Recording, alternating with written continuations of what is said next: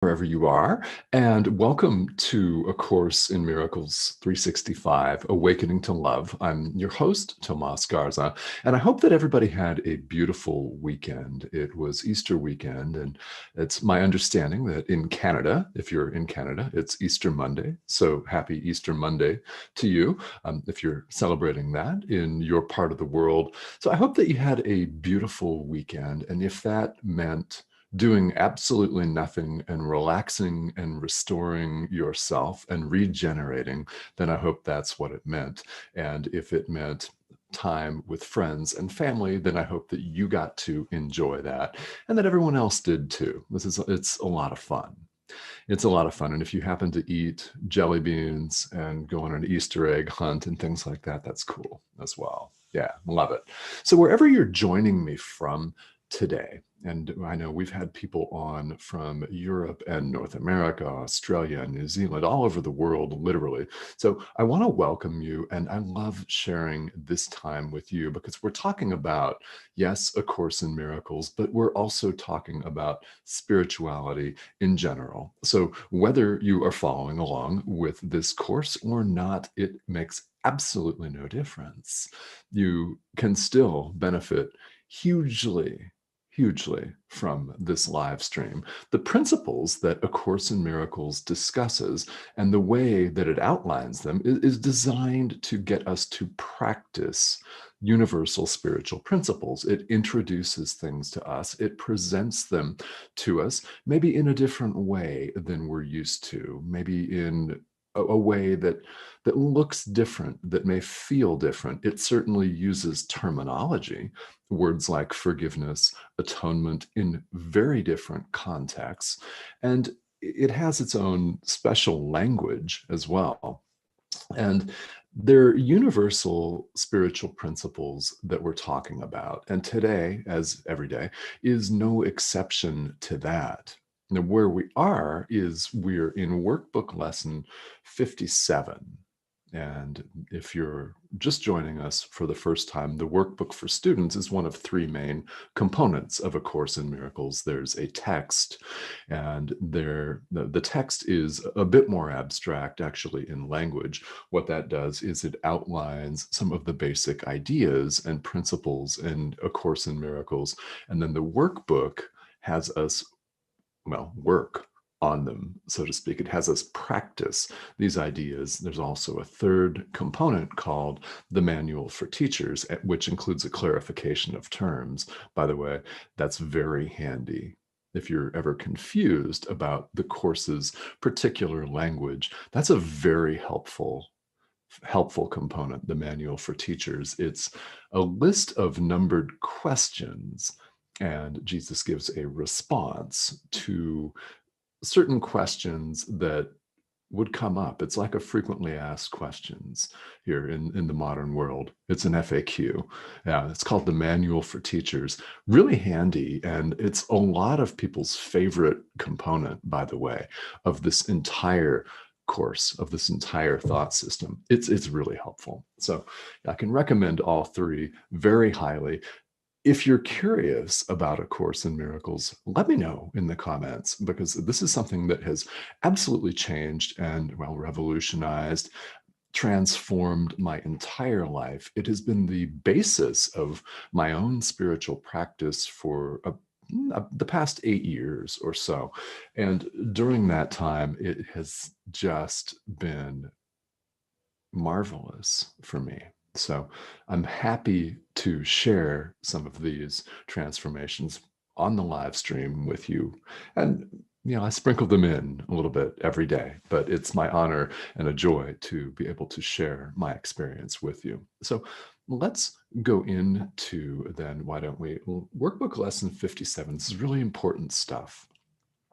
What we're doing here is we're reviewing lessons 31 through 35 in the workbook. So we'll be doing a series of reviews for a few more days. And then later, by the end of this week, we'll be back into lesson 60 and back into the traditional workbook format, where what happens is we have one idea for the day and then practice it. So the practice for the review lessons works a little bit differently. There's a lot of material material here. So let's jump in here.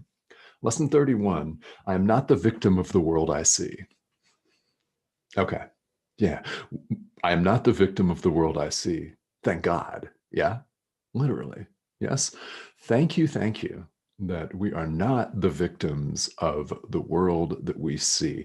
Now, the ego, some of us more than others, but the ego would love for us to feel like we're the victim, like we're cast into this sea of suffering and conflict and rage and war, and we're absolutely helpless to do anything about it. Just the way it is.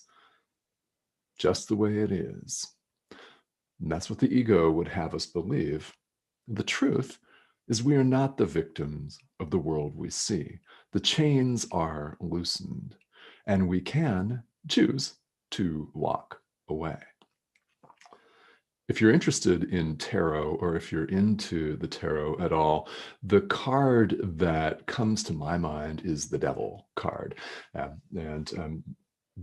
In that, if you're familiar with the tarot, there's a male and a female image of people that are chained to the devil, and the devil can represent separation in this case, which is hell. In the Course in Miracles, there is no devil per se. That's something that we all made up. I never believed it when they tried to shove that down my throat in Sunday school, just calling it like I see it. Yeah, nah, never buying that. And in fact, that's something we made up in our separation and confusion as well. Because as we know, only God is. So there's no opponent. In other words, there's no fallen angel who wears a red suit with horns and a pitchfork, all of that stuff, right? All those images. We're not the victims of the world we see. So in the tarot, I mean, the card means the chains that the man and the woman figure have are loose. That's the point. They're loosened. You can shirk them off, you can throw them away, and you can walk away from suffering, walk away from fear, walk away from constant sense of lack, of not being enough, of not having enough, not doing enough, of being insecure, less than. You can walk away from all of that. Take the chain off your head and walk away. The chains are loosened. We are not the victims of the world we see. So, lesson 32. I have invented the world I see. Yeah, we've been through this in the course here in the workbook so far. It's one of the foundational principles of this is that and it's the truth, is that our own creative power is so strong that it literally can make worlds. It's so strong that we can experience either heaven or hell. These are not places, by the way. They are experiences. Yeah. If we choose love, that leads to the experience that we call heaven. If we choose fear, it leads to the experience that we call hell, in other words, separation. So we experience that all of the time in the world, don't we? We've invented the world that we see. All we have to do, and the workbook tells us this, all we have to do is recognize this and we are free. So first, we must recognize that we've invented the world we see. You know what that means? We have that much creative power. We can undo what we made. We can absolutely choose not to recognize it and see something else instead. All right, which leads into lesson 33, the next idea today. There is another way of looking at the world. Oh yeah, and thank God, literally, yeah. There is another way of looking at the world. How do we look at it normally? Well, we might have day to day beautiful experiences. Maybe you had beautiful experiences with friends and family yesterday on Easter. Maybe you're having that today, right now, with friends, family, or just by yourself. Maybe you had a beautiful morning cup of coffee or tea. Maybe you had a beautiful meditation or a walk or a yoga practice. Maybe if you live on the beach, you went down to the beach and enjoyed the tranquility of the ocean, the sound of the waves, the calls of the seabirds, all of that. Yeah. So what happens in the world is that's not the purpose that we generally ascribe to it. We see a world of conflict. We see a world of fear. We're in the midst of a pandemic. All you have to do to realize that people are confused and afraid is turn on your social media feed. Yeah. And people that are supposedly like-minded are, because they have a platform to do so. We all do. Because they're ripping each other apart. They're calling each other paranoid. They're calling each other confused and afraid, sheeple. Yes, herd followers, all kinds of crazy stuff that is not love. Lashing out at somebody is not an act of love, is it? We all know this because we all can feel what is loving and what's not. We can say that we're confused about it, but really it's quite simple.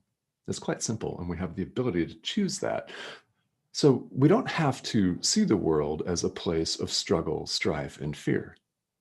We don't have to see it that way. We could see it as a place where the Son of God finds his freedom. That's right out of the language of the workbook. In other words, we could see this, all of the things that are happening in the world, as raw material for our own awakening. We could choose to see things differently. There is another way of looking at the world. There is something beyond the purpose that we've ascribed to it, which is struggle, struggle, struggle, work, maybe earn some money, have a nice car, nice relationship, and, have beautiful sex with somebody sometime, take a walk on the beach, right? Make more money, show up, check your email, check your social media feed, blah, blah, blah, blah, blah, blah, blah, blah, blah, until you die, right? It doesn't sound like much fun when put that way, does it? No. Yeah, it isn't. We could choose to see it differently. There's another way of looking at it, and that is a place where we wake up, the place where we extend love, the place where we extend and then find forgiveness. It's the place where we recognize our unity with God. We could see it differently. This is a place where we find our freedom. Now, if we do that, if we choose to look at the world differently, then we're going to have a completely, vastly different experience, aren't we? Next idea, which is workbook lesson 34, I could see peace instead of this. Yeah. Would you not rather see peace instead of conflict, fear, hatred, struggle, strife, suffering, pandemics, people roasting each other on social media for their own choices related to said pandemics? Yeah.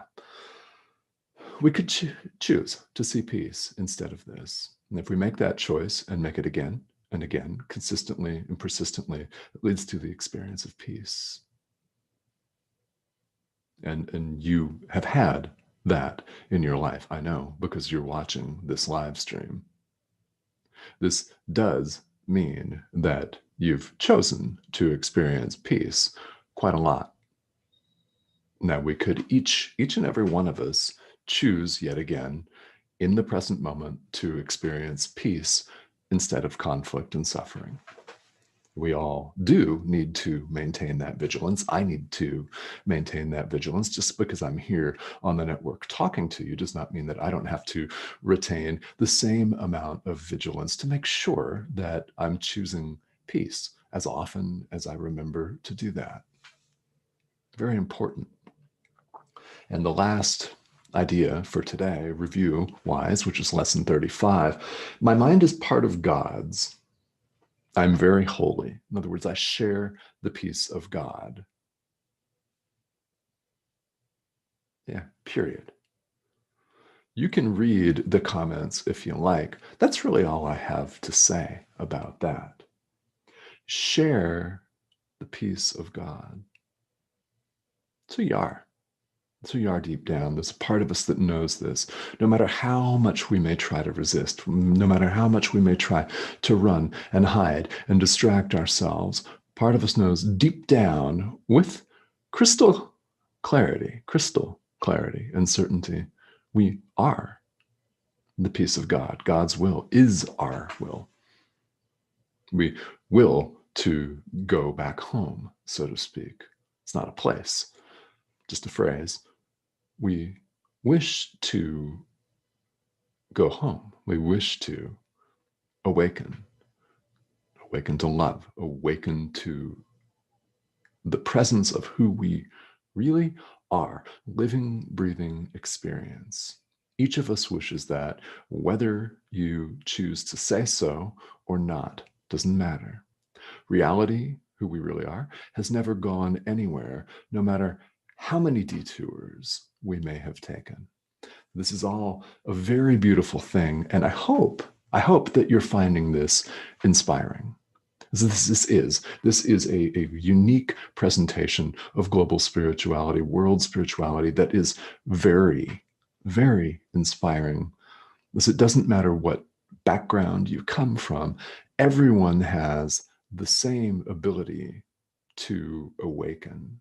And it is, in fact, each of our destiny, which is beautiful. It really is. It's a beautiful thing. So let's see who's tuning in here today. I bring up the comment thread here. And it looks like we have several people online here. So I want to just take a moment while we've got time here and recognize all of you. Hello, Deirdre, and it looks like Lakita and Isabel. Robert, how are you? Thank you all for the shares. And yes, always choose peace. Oh, yeah, Robert, you got a great point here about people's Facebook feeds. I mean, I just can't help but bring this up, right? Because here we are on Facebook, yeah. And the internet is a beautiful tool. It enables us to communicate with each other. Robert, you're in Romania. I'm in Arizona in the United States. And without this technology, we wouldn't have the ability to communicate with each other. So wherever you all are from here, yeah, we can use this tool to disseminate love and extend love and peace and joy and happiness and unity. Or we can pick up our Facebook feed and just vent. Right. And, this is just fresh on my mind because earlier this morning, as I was looking at some positive pictures, in comes the negativity. And, other than limiting our screen time, there's very little we can do to keep from being bombarded by that. Even if it's not social media, you just turn on the news and we've got people roasting other people. You've got conflicting opinions, all of that. Yeah. And so, Robert, I'll just share that I'm just going to say this because everyone knows. In the United States, where I reside, we had a presidential election last year, as everyone in the world knows. That does mean, as it means most anywhere in the world, that people choose sides and they fight with each other like dogs, like rabid dogs. Hatred, hatred, hatred, fear, fear, fear, doomsday scenario, one after another. And I have unfollowed a lot of people on Facebook, actually on both sides of the equation, for spewing hatred against somebody else. Now, everyone's got their opinions on this, and I choose not to use this platform to delve into the relative warrant of anyone's position or anything, just to use this as an example of the way the ego operates. The ego wants us to choose a side, pick one side or another. If you're not for me, you're against me. Eye for an eye. Yeah. All right, I may read that in the Bible, but how'd that get there? I mean, really? Perfect love doesn't do revenge. does it? Yeah. So I have unfollowed a lot of people on Facebook. Yeah. Blocked some people. It's a good tool to have, isn't it? Yeah. So, and hello, everybody else that's watching and tuning in. And yeah, I'm not a politics fan either. However, I do have to say that I've traveled the world and people ask me all kinds of questions. So, I have stayed informed on that. But, it's really unfortunate. It's the ego in operation. I mean, there are political systems in the world, there are economic systems in the world that pit people against each other. And conflict is hell. It is. You might find that you don't mind it, but it's separation. So, what we're talking about in spirituality in A Course in Miracles is ultimate truth, isn't it? It's ultimate truth. There is no separation of any kind. So anything that tries to pit us against each other, like political and economic systems, like borders, that sort of thing, is a tool of the ego. And it's part of the chain that we could just slide off of our necks and walk away. So I don't know about you, but I choose to remove that chain and walk away. It's a choice that we can all make every moment of every day. So really, really wonderful. And oh yeah, so Robert's going to be traveling all around the world. I love that. It's so cool that everybody is from all over the planet, isn't it? I mean, I am just I'm just really thankful for modern technology. Yeah, like many of you, I grew up, unless you're very young, unless you're in your 20s or teens watching this, you grew up without the internet. And I grew up in the 1970s and 1980s before personal computers. We had 4 channels of television in the 1970s, and we literally played with sticks and rocks outside. So we've come a long way in terms of technology. And again, this technology, like anything else in the world, can be used to disseminate love, or it can be used to disseminate fear. So right in line with today's lessons, we could choose to look at the world differently. We could see it as a battle to be won, or we could see it as a place to extend love and to find, finally, our own freedom. It's a choice. So what I want to do here is I thank all of you for tuning in today. If I didn't get to your comments, I know there's a bunch of them here today, and I really, really appreciate that. Thank you. I will look at those and I will get back to them later on today. And again, this is daily. So I thank you for tuning in today, for all the shares, likes, and comments. It's a pleasure to be here with you. And let's all choose love, please, right? For our own sake and for the sake of everybody else. Really, really an important message. So again, if this resonates with you, feel free to share this out. Tell people about Enlightened World Network for sure, as the entire network is full of beautiful programming. And I will see you all right back here again